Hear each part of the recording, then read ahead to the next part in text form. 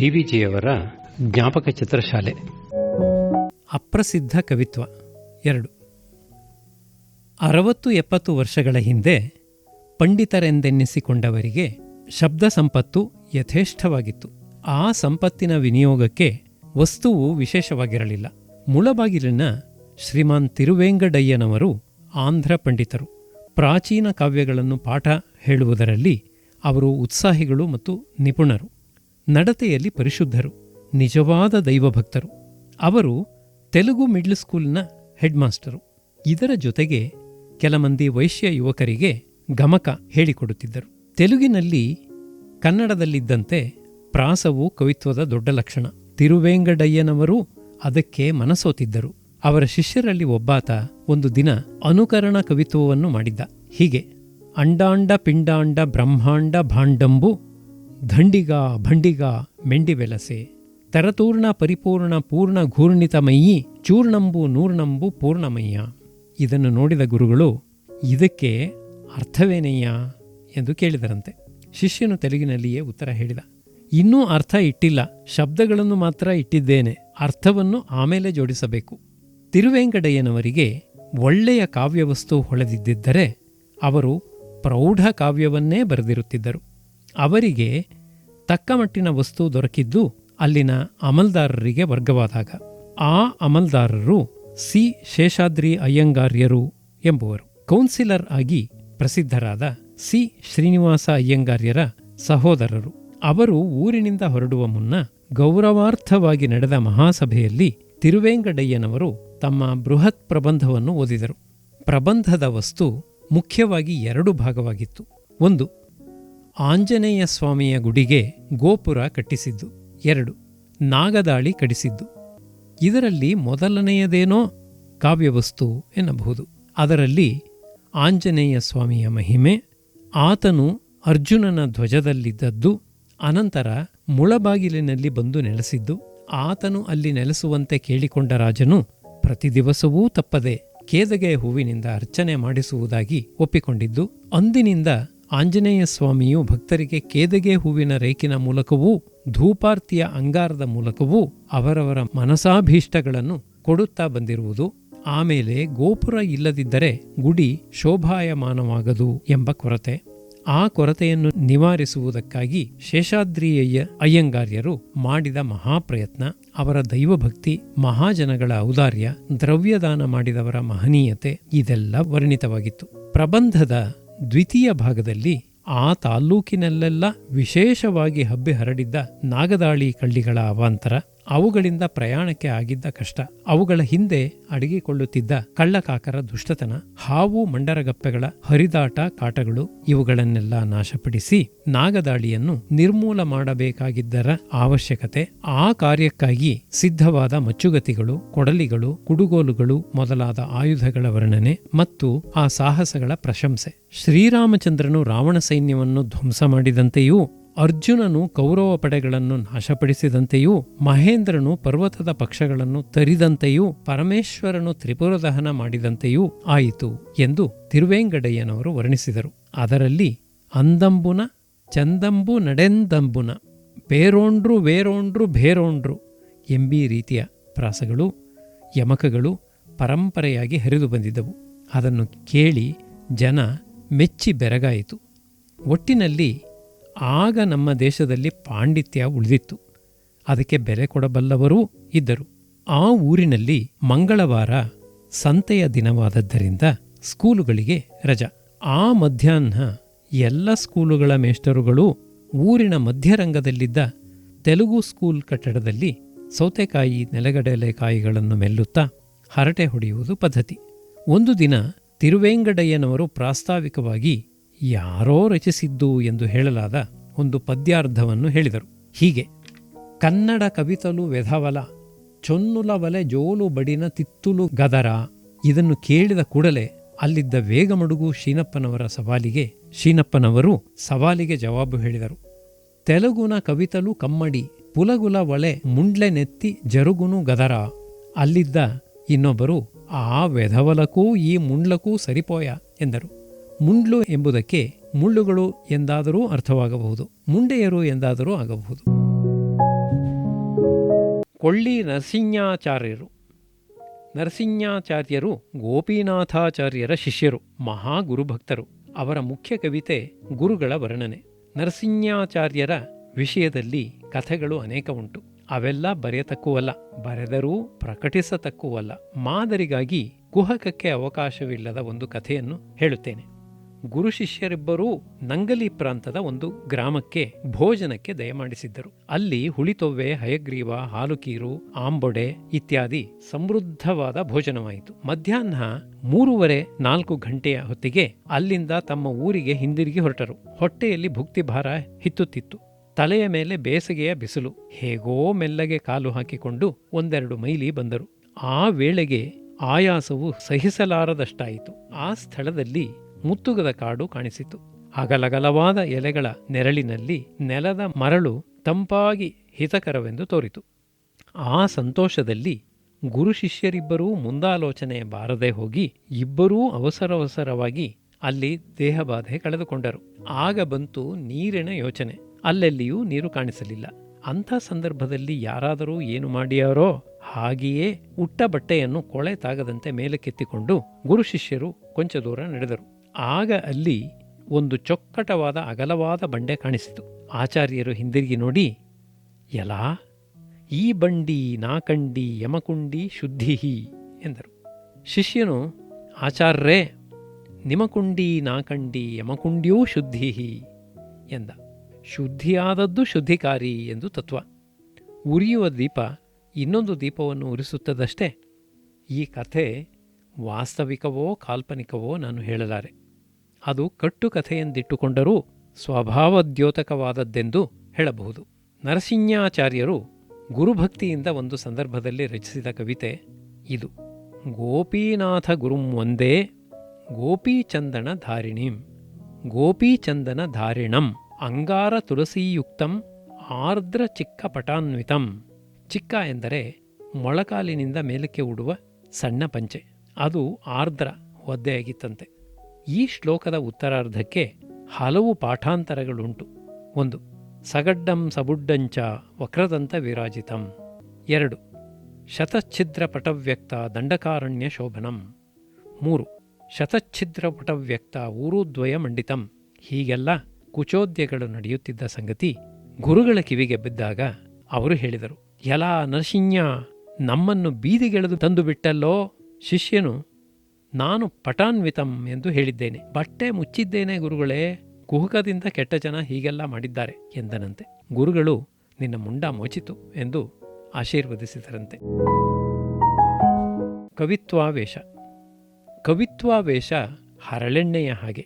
ಅದು ಒಳಗೆ ಒಂದು ತೊಟ್ಟಿನಷ್ಟು ಇದ್ದರೂ ಸುಮ್ಮನಿರುವುದಿಲ್ಲ. ಅದು ನಿಶೇಷವಾಗಿ ಹೊರಕ್ಕೆ ಬಂದ ಮೇಲೆಯೇ ನೆಮ್ಮದಿ.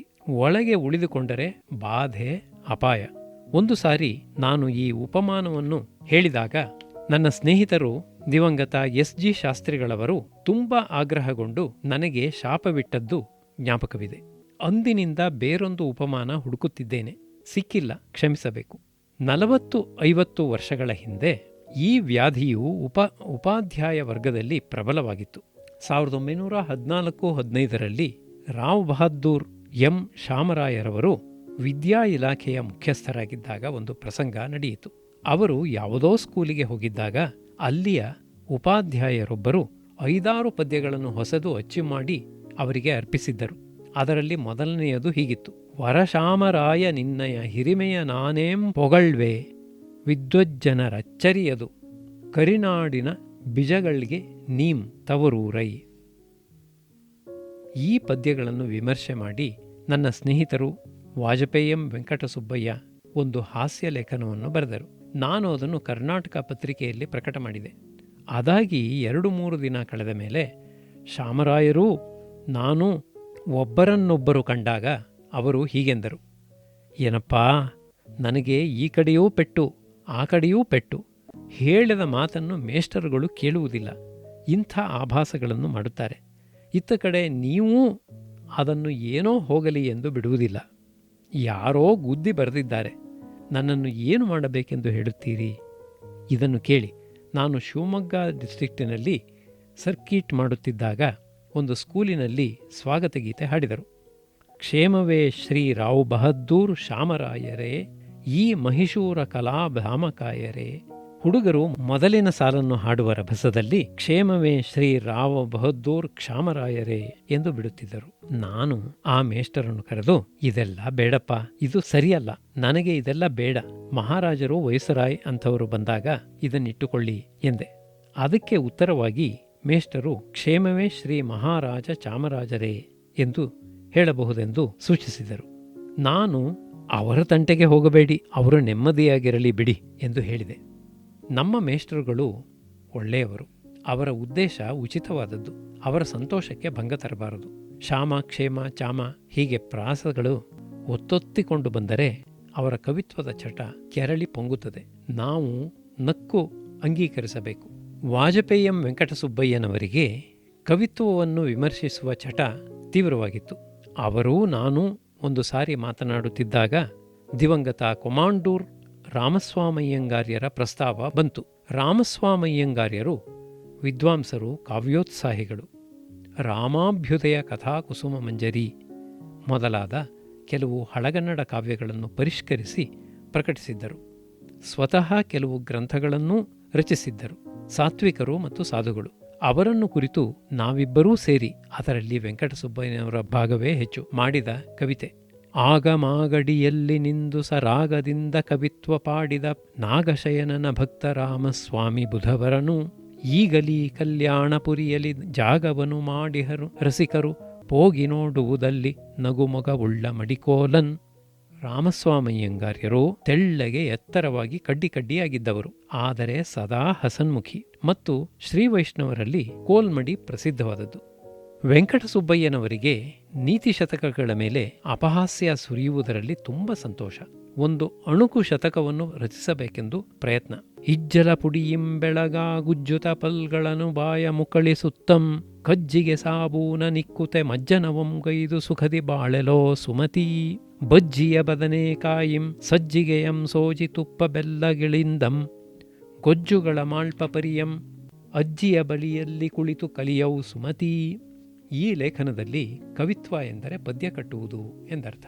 ವೆಂಕಣ್ಣಯ್ಯನವರು ಕವಿಯಾಗಿದ್ದರೆಂಬುದು ನನ್ನ ಹೊರತು ಬಹುಶಃ ಯಾರಿಗೂ ತಿಳಿದಿರಲಾರದು. ಅವರೂ ಕವಿ ಎಂಬ ವರ್ಣನೆಯನ್ನು ಒಪ್ಪಿಕೊಳ್ಳುತ್ತಿರಲಿಲ್ಲ. ಆದರೆ ಕವಿತ್ವದ ವಿಷಯದಲ್ಲಿ ಅವರು ಚೇಷ್ಟೆ ಮಾಡಿದ್ದುಂಟು ತಮಾಷೆಗಾಗಿ.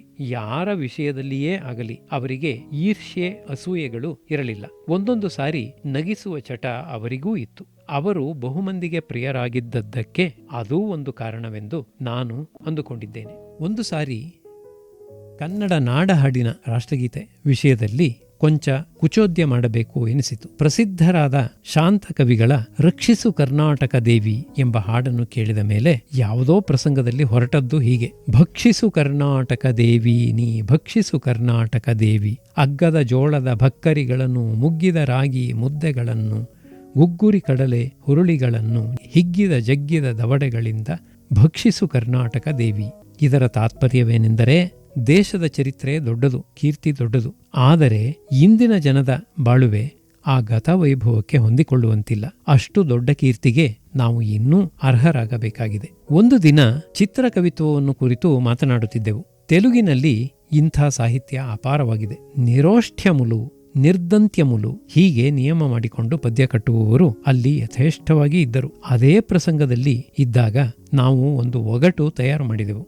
ಒಗಟು: ಇಂದ್ರನು ಮೂರ್ವಶಿಯಂ ಕರಿ ಕೆಂದೂಳಿಯ ಕೊಡುತ ಗೋಂದಾಗಿಸುವರ್, ರಂಧ್ರದಿ ಸೇರಳದು ಶೀನೆಂದು ಹರಿಧ್ಯಾನ ಮಾಡಿಸುವ ಪುಡಿಯೇನೈ. ಉತ್ತರ: ಭಗವಂತಂ ನಾಲ್ಮೊಗದಿಂ ನೆಗಡಿಯ ತಡೆಯಲ್ಕ ಸಾಧ್ಯಮಾಗಿರೆ ತಪದಿಂದೊಗಯಿಸಿದಂ ಸೊಗೆಸೊಪ್ಪಂ ಸೊಗಯಿಸಿತಾ ಸಸ್ಯಧೂಳ್ ಪ್ರಶಸ್ಯಂ ನಸ್ಯಂ. ಇಷ್ಟಾದ ಮೇಲೆ ನಾನೊಂದು ಸವಾಲು ಹಾಕಿದೆ. ವರ್ಗದ ಪಂಚಮಾಕ್ಷರಗಳನ್ನೂ ಅನುನಾಸಿಕಾಕ್ಷರಗಳನ್ನೂ ಬಿಟ್ಟು ನಸ್ಯದ ಮೇಲೆ ಒಂದು ಪದ್ಯ ಕಟ್ಟತಕ್ಕದು. ಅದೂ ಆಯಿತು ಹೀಗೆ: ದಸ್ಯದ ಬೂಗೋ ಸಗ್ಗದ ದೃಶ್ಯವೋ ಇದು ದೇವತೆಗಳ ಬಚ್ಚಲ ಗೃಹವೋ, ಹಾಸ್ಯವ ಬಿಡು ಆ ಬುದಿ ಚತುರಾಸ್ಯದದಾ ವೇದದಾ ಕುಚಿಟಿಕೆ ಇದಲ್ತೆ. ಕನ್ನಡ ಸಾಹಿತ್ಯದ ಚರಿತ್ರೆಯಲ್ಲಿ ನೆಲ್ಲು ಹುಲ್ಲು ಹಗ್ಗದ ಯುಗ, ಕಚಗುಳಿಯ ಜುಂಜಿನ ಯುಗ ಒಂದಿತ್ತು. ಆ ಯುಗದ ಉದಾಹರಣೆಗಳು ಮೇಲಿನವು. ಈಗ ಆ ಯುಗ ಮುಗಿದು ಹೋಗಿದೆ ಎಂದು ತೋರುತ್ತದೆ. ಆದರೂ ಸಂಪೂರ್ಣವಾಗಿ ಮುಗಿದಿರುವಂತೆ ಕಾಣುವುದಿಲ್ಲ. ಕೆಲವು ವರ್ಷಗಳ ಹಿಂದೆ ಒಬ್ಬಾನೊಬ್ಬ ಮಂತ್ರಿಗಳ ಮನೆಯಲ್ಲಿ ಮದುವೆಯಾದಾಗ ಪ್ರಸಿದ್ಧ ಸಾಹಿತಿಗಳೊಬ್ಬರು ಹರಕೆಯ ಪದ್ಯಗಳನ್ನು ಹವಣಿಸಿ ಶ್ರವಣ ಮಾಡಿಸಿ 1-2 ವರ್ಷ ಎಕ್ಸ್ಟೆನ್ಷನ್ ಸಂಪಾದಿಸಿಕೊಂಡರಂತೆ. ಅದು ಸರಿಯಾದದ್ದೇ. ಕಾವ್ಯವನ್ನು ಯಶಸ್ಸಿಗೋಸ್ಕರವೂ ಹಣಕ್ಕೋಸ್ಕರವೂ ಲೌಕಿಕ ಅನುಸಂಧಾನಕ್ಕೋಸ್ಕರವೂ ಶಿವನ ಹೊರತು ಮಿಕ್ಕವರ ವಿನಾಶಕ್ಕೋಸ್ಕರವೂ ರಚಿಸತಕ್ಕದ್ದೆಂದು ಪಂಡಿತ ಪ್ರಕಾಂಡನಾದ ದಂಡಿ ಮಹಾಶಯನೇ ಪರವಾನಗಿ ಕೊಟ್ಟಿದ್ದಾನೆ. ಕಳೆದು ಹೋದ ಅಥವಾ ಕಳೆದು ಹೋಗುತ್ತಿರುವ ಯುಗಗಳನ್ನು ನಾವು ವಿನೋದಕ್ಕಾಗಿ ನೆನೆದುಕೊಂಡು ನಕ್ಕಿದ್ದಾದ ಮೇಲೆ ಮರೆತು ಬಿಡೋಣ. ಅದು ಮುಗಿದಿದ್ದರೂ ಕನ್ನಡ ಕಾವ್ಯಧಾರೆಗೇನೂ ಕುಂದು ಬಂದಿಲ್ಲ. ಅದು ಹೊಸ ಹೊಸ ರೂಪಗಳಲ್ಲಿ ಮಹಾಪ್ರವಾಹವಾಗಿ ಹರಿಯುತ್ತಿದೆ. ನಾವೆಲ್ಲ ಸಂತೋಷ ಪಡೋಣ.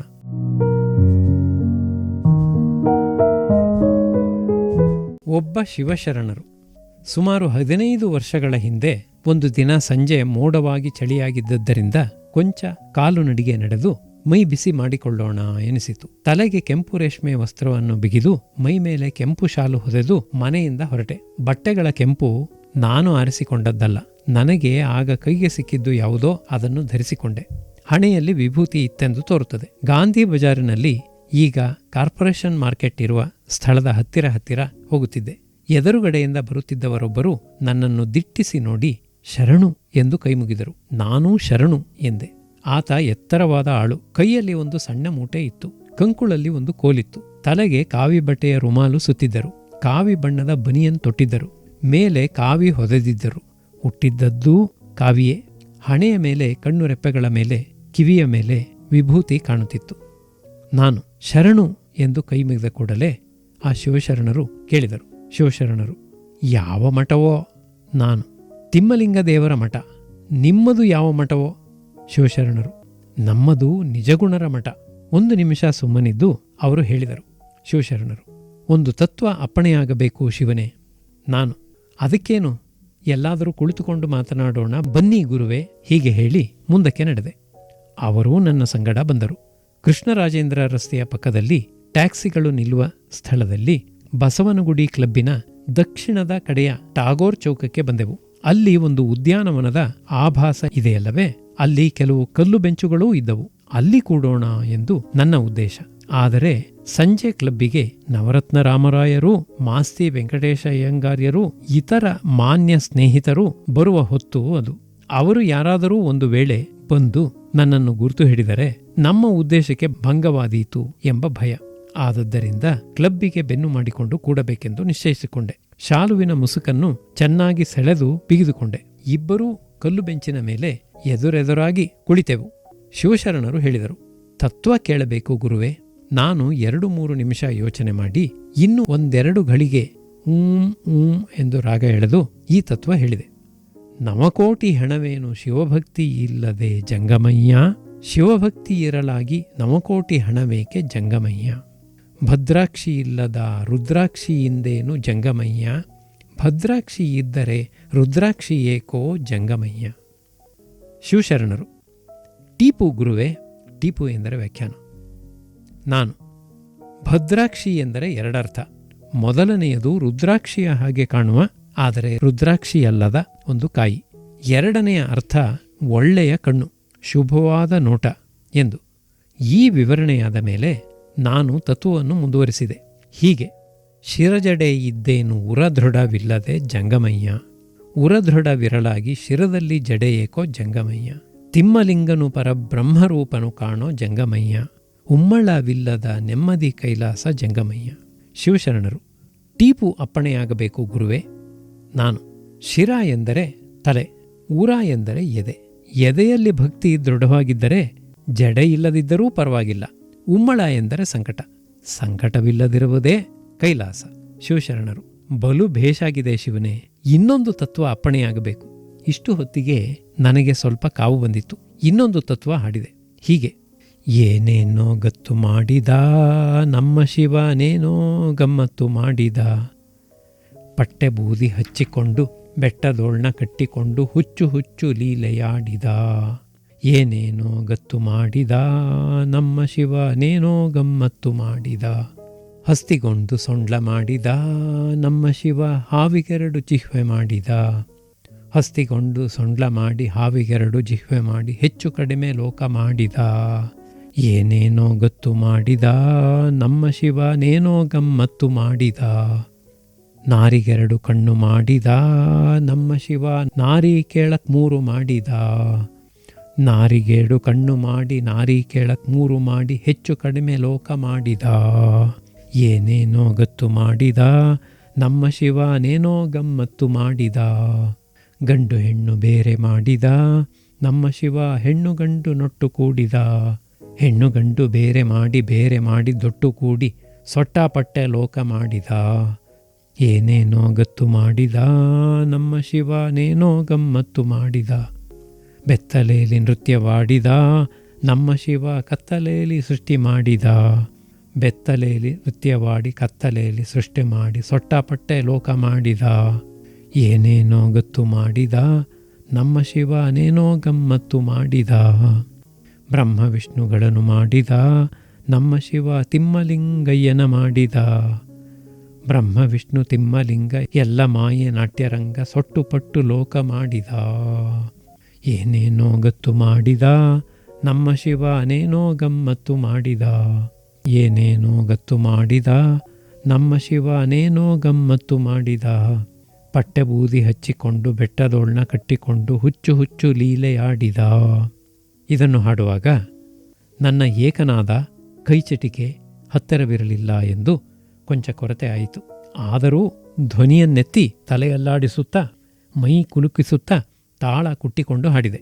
ಶಿವಶರಣರಿಗೆ ಬಹಳ ಸಂತೋಷವಾಗಿರಬೇಕು. ಅವರು ಎದ್ದು ನಿಂತು ಕೈಮುಗಿದು, ಗುರುವೇ, ಏನು ತತ್ವ, ಎಷ್ಟು ಚೆಂದಾಗಿದೆ ಎಂದು ಮೆಚ್ಚುಗೆ ತೋರಿಸಿದರು. ಮರಳಿ ಕೇಳಿದರು.